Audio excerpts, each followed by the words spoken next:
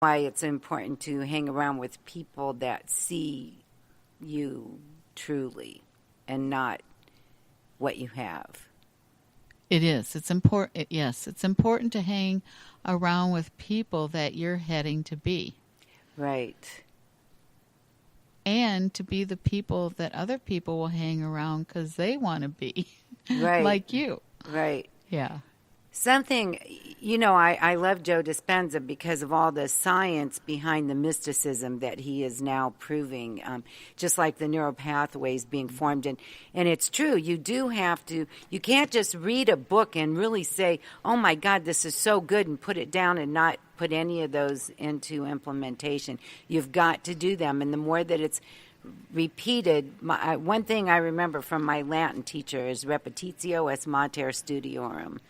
And it means repetition is the mother of learning.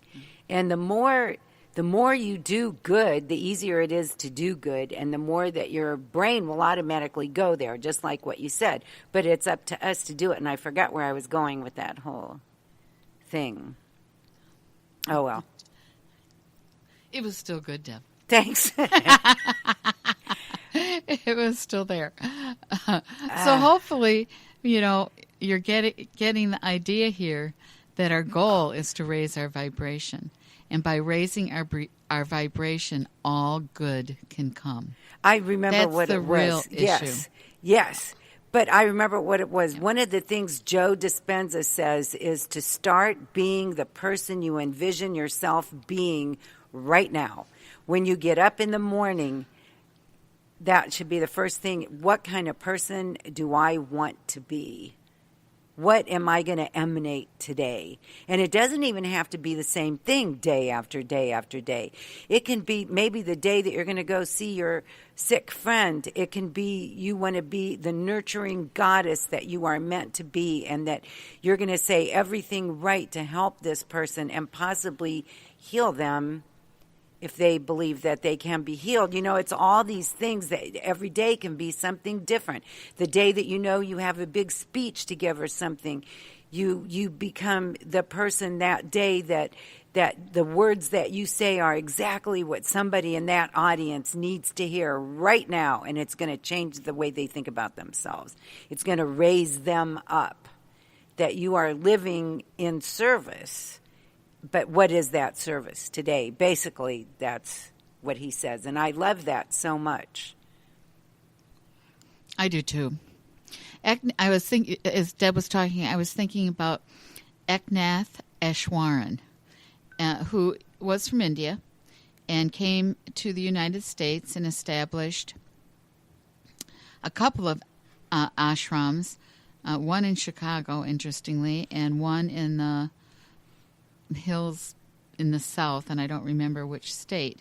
But he translated a number of primary texts, and one of them was the Gita, that was written by Bhagavan Krishna.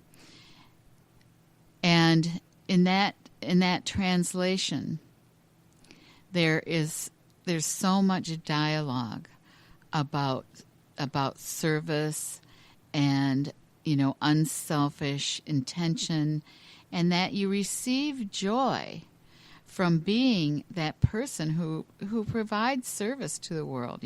You feel good about it. And so, your self-esteem rises.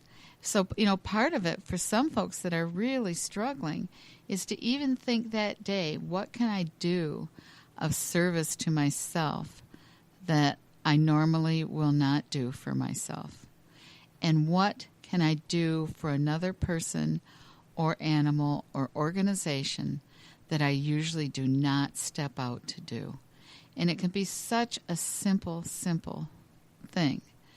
It doesn't have to be saving the darn world, although that's a good idea too, but it doesn't have to, because that will help you feel better about yourself and your world, and you will sleep more peacefully, which means you'll get better sleep and you'll have better self-esteem. And what will happen? Oh, your vibrational level will go up. Oh, yeah, okay. And that's a good thing. So there's hundreds of things you can do to get that vibrational level up. But at first it may seem really hard if you're really down. And all I can say is take a little piece each day and start with your internal thoughts. So what would be a good place to start? What would you... I think the best place to start is with making a list of the negative thoughts and reconfigure them into a positive thought, and read those positive thoughts, 1 to 100 times a day, and keep, rehearsing that until your mind starts to accept it, because your mind wants to go back to what it's already learned, right? It's lazy too. And, your brain, it's going to go back to those old neural pathways. So we really have to do some work with them. And I remember my first affirmation, and I was really embarrassed about it. It kind of made me sick to my stomach, actually, but I knew it was the right one to write. And I wrote words. And I said, I am love, health, grace, and beauty. Now, I would never have said that out loud to anybody because I didn't believe it for a single darn second. But I sure wanted to be those things. I wanted to think of myself that way. Well, as time went on, I started, with the love part, I started realizing, well, I did help out in the world. I did do some nice things. So, I started to accept that as a truth. And I didn't think I was, I was always overweight and was really extremely negative toward myself around that. So I certainly didn't see myself as healthy. But then I started to realize, well, I do take walks, and I do this. And I did, I was taking a yoga class. And I started to realize, well, all right, I'm working on that. I gave up butter on bread. I mean, it wasn't big things, but it was, stuff. And then that led me to doing some jogging. It kind of leads you into doing more things. What's the other one? Love, health, grace. Now, grace is kind of abstract, but how I saw it was kind of a combination of being gracious to people and also being filled with grace from God. And I knew we had to be open to receive that. So that one really took me a long time to try to reconcile with my old self-esteem, but I think it led me to more prayer. And, that led me to doing more reading, and that led, it kept leading me to these other spots. And then beauty, all right, well, that was like way off the chart. Okay, we're not going to ever think that, but all right. Well, then, I started noticing, wow, you kind of have cool hair. And, oh, you do recognize beauty. And I started noticing beauty more. And that was a really big thing. So everything started looking more beautiful. And so that made me happier. And that was raising I didn't know about vibrations and stuff then. But, eventually it became part of my truth, my reality. And I still use that affirmation among others. But, but it was perfect for me, even though I felt embarrassed by even writing it. So I'm just saying, when you start, don't think you're going to believe what you're saying. Because the reason you're doing it is because you don't believe it. So don't be hard on yourself. Instead, just keep working with it until you start noticing that it makes more sense to believe that affirmation than the other stuff that you've been believing for years that hasn't helped you a whit. Yeah, you got to get rid of it. You just got to wash your mind. It's got to go. Mind washing. It's got to go. And I think my suggestion besides that is I really notice a difference in people once they start doing that. And the way I always say to do it is to get yourself a legal pad is the best. And fold, I don't care if you have to use that whole legal pad for 3 days, write down everything negative that pops into your head. And fold it in half. Fold each sheet in half diagonally. And write the bad stuff on that side. And then at the end of the 3 days, turn it into an affirmation on the other side. And then go back and cross that one out. You don't think like that anymore. Cross it out. And it may take you months and months to get through all those. But pretty soon, this is what happens. You start thinking, oh, I look really fat. and maybe your affirmation is, I look great today, or I accept my body for how it is. It could be what resonates with you. But pretty soon when that pops into your head, boom, it's replaced immediately with that positive thing. So that's I think that is so important for you and everybody around you. If you are more positive, it emanates. Your positivity emanates and your vibration is raised. Another thing is, and this is really, really important, every time you sit in judgment of another, and you don't realize how many times you do it. I didn't realize how many times I did it. I thought I was pretty judgment-free until I really became aware of what went through my mind when I'd see a person walking down the street. And I did the same thing. I did it with my judgments. And now when I see somebody, even if I'm saying this, a used car salesman, I'm just using this for a thing. Automatically you think shyster, right? Well, if you look at that person as a person, even if there's nothing good that you can see right away, other than the shirt that they have on is really nice, or you like the way that their haircut is, it's a start. It takes you away from focusing on what's bad and judging it to what's good.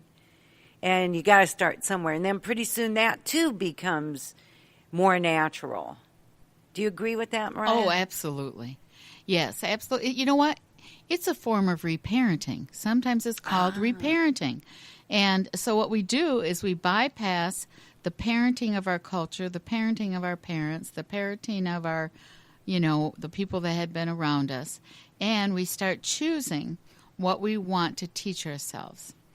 And so we're reparenting different layers of our learning system from our young child self all the way up through adulthood to this moment. And what I want to teach myself now is different than what I wanted to teach myself at 30. And some of it is exactly the same, and I'm still teaching myself because it hasn't all sunk in. But yes, it's reparenting. And so it's like, be kind. Be kind. And when you're kinder to yourself, and it works both ways. When you're kinder to yourself, you're automatically kinder to others. And when you don't judge others, you stop judging yourself. Sometimes when I still every now and then will say something bad to myself, and I think to myself, would I say that to a friend? If I won't say it to a friend, then you got to stop saying it to yourself, because it lowers your vibration. It all comes back to that, doesn't it? Oh, you know what? It actually really does. It seems so simple, but it gives us a construct in terms of what we're trying to do. And you can feel the difference. When you feel depressed, there's nothing happening. You're just down. There's no energy there. And when you're feeling happy and kind and you're, in a group, whatever you're doing, you're dancing, you can feel that energy running through your body if you pay attention. So you can measure it those ways, that there's much more energy, much more power. Power meaning energy, not power meaning, being able to control the world. And you'll just have happier days. Mm-hmm.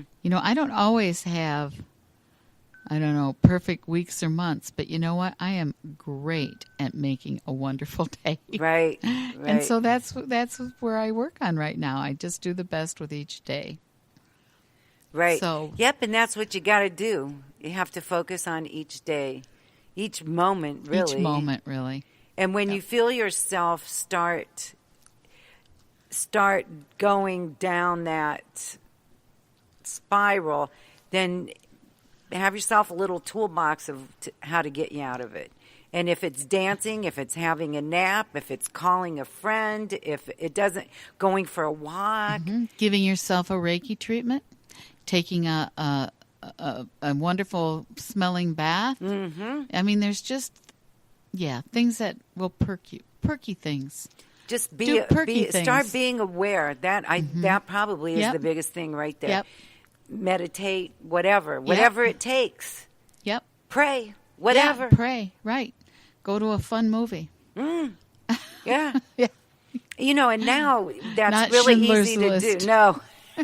No. Don't go to Schindler's No, List. unless you need a